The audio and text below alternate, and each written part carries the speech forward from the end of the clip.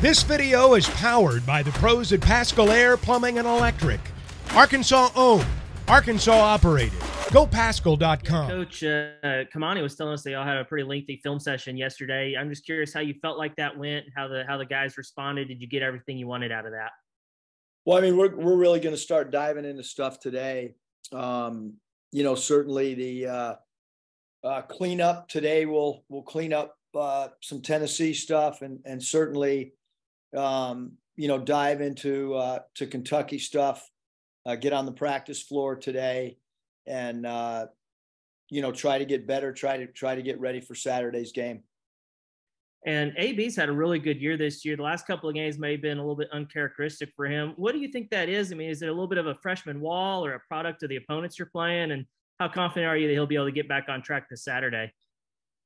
Yeah, I mean, I think with Anthony, it's everybody that puts on a uniform, you go through times of great success, and then you go through a little bit of a struggle, and then you get it back. And he's such a talented player. We certainly expect him to finish the season strong, both the last regular season game and then as we start our preparation next week for SEC play and tournament play. Curtis? Hey, Coach, I know both teams have changed quite a bit since that game at Rupp Arena. Just curious what you made of Kentucky's play of late and what you expect from them on Saturday. Yeah, Coach Cal did a great job of when they kind of went through a little bit of a struggle of getting them out of it. They've been playing great basketball. Obviously, lost yesterday at home to Vandy, but they've been playing great basketball. Livingston's improved, which is what you want out of a younger player. And he's done a great job of offensive rebounding, cutting. He's shooting the three better. Obviously, Wallace has had a great year all season long and is one of the better players in the country. And Reeves, his shooting, and they went through injuries. And so they get a guy like Frederick back, and all of a sudden that stretches the defense out, and you've got to guard another 3-point threat, and that opens things up for number 34, Tshiebwe inside. And Toppin's played well all year. He's, a multi-positional player, and so they've played good basketball. They put themselves in a very solid, good position for the NCAA tournament. And so they've played really, really well, the last 3 weeks of this season. Now, I'm curious, how closely do you follow, the bracketology and the net rankings, stuff like that at this time of year, and just maybe your thoughts on where you feel like you guys stand, and do you talk to the team about that kind of stuff much? Yeah, we talked to the team a little bit about it. I don't think you can, you got to worry about the next game at hand. Obviously, the staff and Ruda did a really good job of the schedule that we had in non-conference. And that, you handle your business the first part of the year, and that has a big impact once you get to the end of the season. And then our players did a great job of playing very, very, very well in non-conference, and won some really good games against some very good competition. And like I said, Ruda did a great job, and the entire staff of looking at teams like Fordham and some of the other teams that have played really, really well in their conference. And so we feel good about that. And then obviously our SEC schedule, I don't have any metrics in front of me, but I'm assuming that our SEC schedule was as tough as any team, having played Alabama twice, having played Kentucky. This will be our second time, obviously, playing Kentucky, and having played A&M twice. So in my opinion, again, without having everybody's schedule in front, I know our non-conference schedule was very good. I know we took care of business, and certainly in the conference schedule, because it's not a balanced schedule. I've said it 100 times. When I came into the league, it was a little bit eye-opening you know, how the balance of schedule can kind of really affect your schedule. And up until this juncture of my coaching career, every place I've ever been, it's been a balanced schedule. It's a balanced schedule in the NBA where you play everybody in the West a certain amount of times, you play everybody in the East once at home and once on the road. The Mountain West was a balance. And so with this particular team, we've played, you know, it's a hard schedule, and it's very hard schedule to end the year. You play on a Saturday at Alabama, you lose a close game, a game that really came down to a possession or two. You fly home Sunday, and then you get on a plane Monday and play Tennessee. So you're playing the second ranked team, the 11th ranked team in back-to-back games. And now you have a ranked team in Kentucky coming in on Saturday. So long answer to a short question. Bob? Yeah, Eric, I'll follow that up a little bit. The net, I think actually your net went up a spot after you played at Alabama. And I can't believe, playing at Tennessee, they were 3 in the net. And I think Kentucky might have gone down, but they were 20. So, I mean, your net's still really high. I mean, obviously you want to win the game, but it looks like you guys are in pretty good shape for the NCAA tournament, no matter what happens. Yeah, I mean, again, I've never been a part of being in that room. But yeah, we feel with our scheduled non-conference and conference, not the record that we would like. Certainly wish we would have played better against Tennessee. And, but there's been a lot of games that we've lost, that we put ourselves in a good position to win. So I think we've proven that we can play with anybody. We've had 2 major injuries.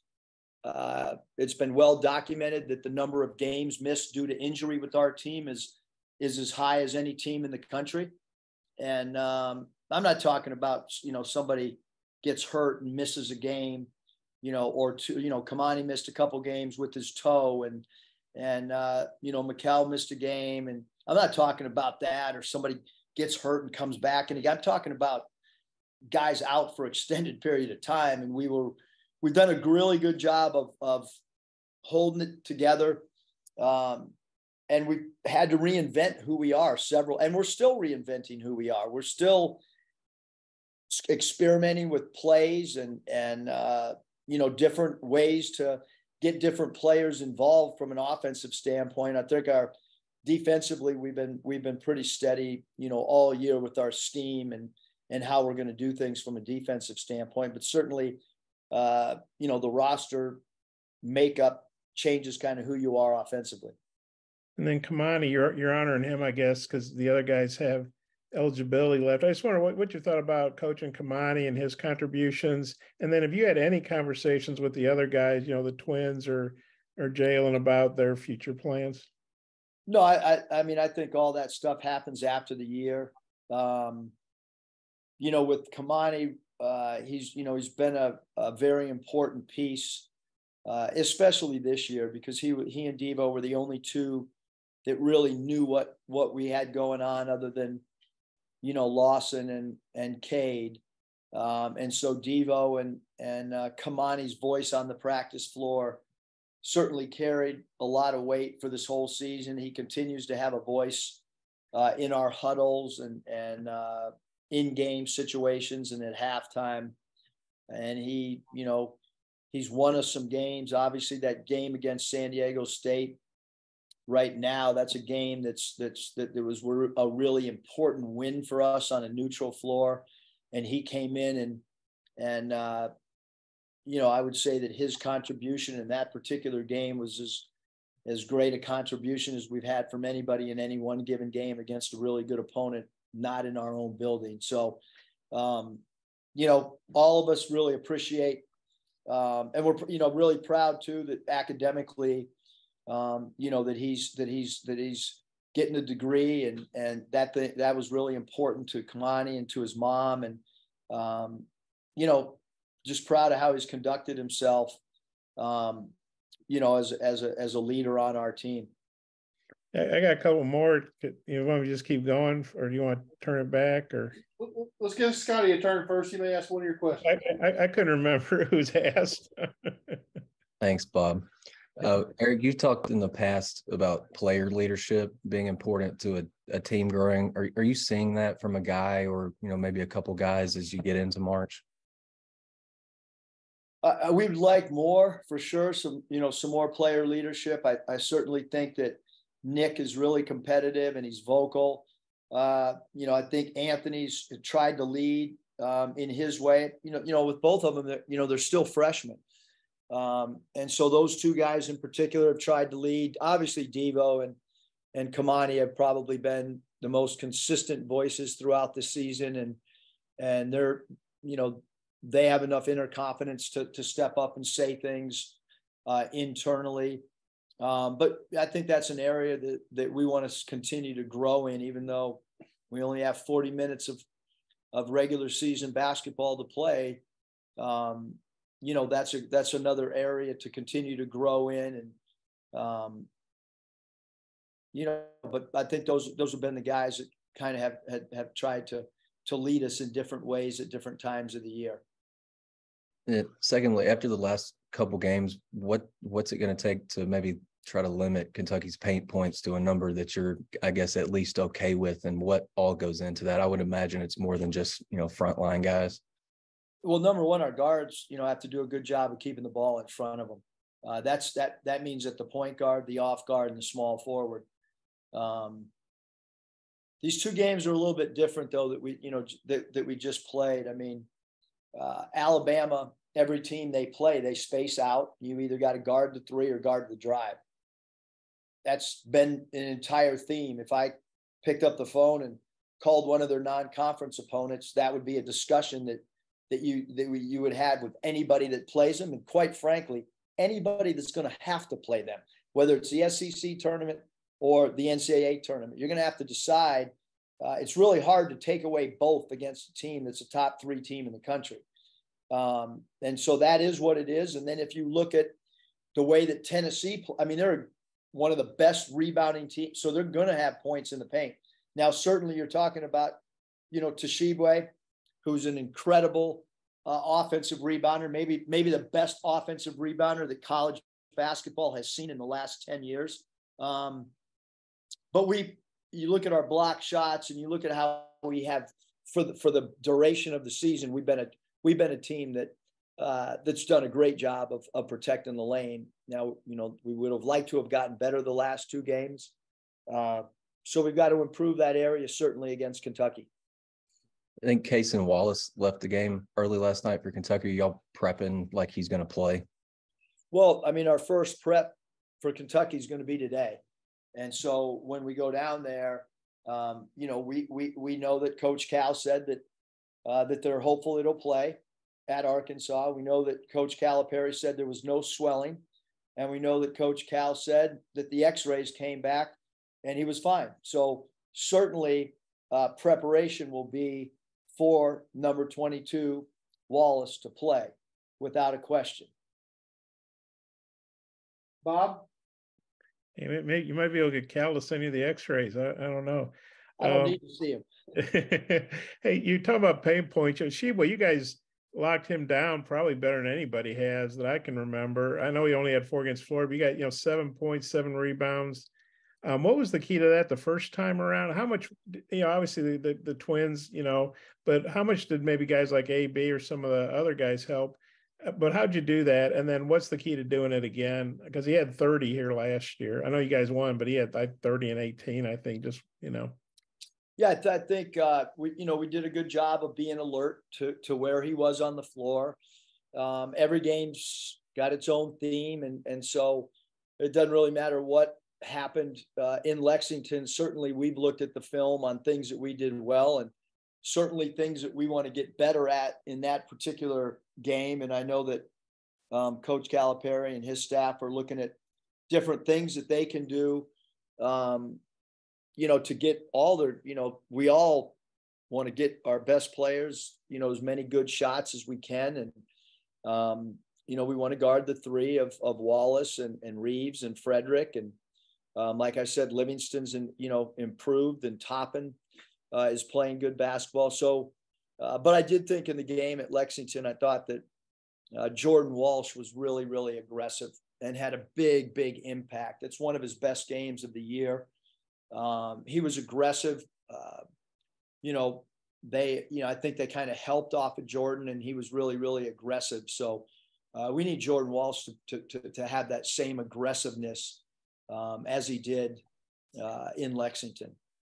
But is it realistic that you could hold Tshiebwe to similar numbers, or 2 games in a row that just ain't going to happen? Or how do you feel about that?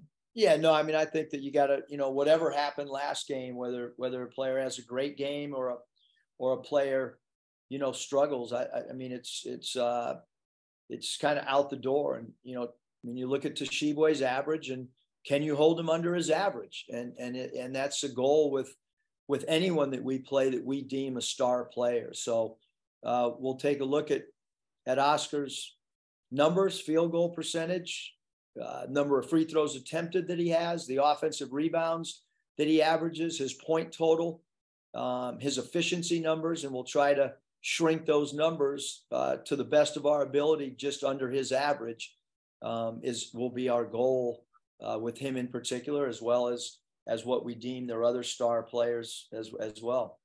And we're getting ready for postseason honor time. Just wonder what you thought about AB's season. I know the last couple of games have been probably uncharacteristic, but taking his season as a whole, how do you feel about what he's done? Yeah, I mean, I think Anthony's one of the best players in the country. We've played him exclusively at the point guard position. I think he can play anywhere on the floor. I think he can play the 1, 2, the 3, the 4. Got an incredible, bright future. We hope that that he feels like he's improved greatly playing in this system, and I hope that he feels like all of our players that they've been given a lot of offensive freedom to grow their game, and and hopefully the experience minutes wise that he's gotten will help us as we start entering this new season that's going to be upon us starting Sunday when we wake up. One more thing on your schedule, Missouri outperformed the projections quite a bit. I mean, that's a good win for you guys here, and it's really not a bad loss in Columbia. They're 22-8, I think. So that helped your schedule too, didn't it? Missouri's emergence, or whatever you want to call it. Yeah, there's no question. I mean, Missouri did a great job of handling their business in non-conference, had a great non-conference, and then they've carried that same play and that same intensity. Their head coach, Coach Gates, has done a great job. Love their transfers that have come in, and those guys got great experience, and the pieces really fit, but a really, really experienced team, and love how those transfers have blended in. A lot of guys that did not play in the SEC that have contributed and bought into Coach Gates' system, because they're an older veteran team, and you can tell from the first game until even last night, the way they closed out that game with their veterans. They got down, they came back. That's what a lot of veterans do. BetOnline remains your number one source for all your sports betting this season. Everything from the NFL and bowl season to esports. You'll find the latest odds, team matchup info, player news, and game trends at BetOnline. BetOnline features live betting, free contests, and live scores for almost any sport or game imaginable. We're the fastest and easiest way to bet on all your favorite leagues and events. Head to betonline.ag to join and receive a 50% welcome bonus on your first deposit. Make sure to use the promo code BELIEVE to receive your rewards. That's BLEAV. BetOnline, where the game starts.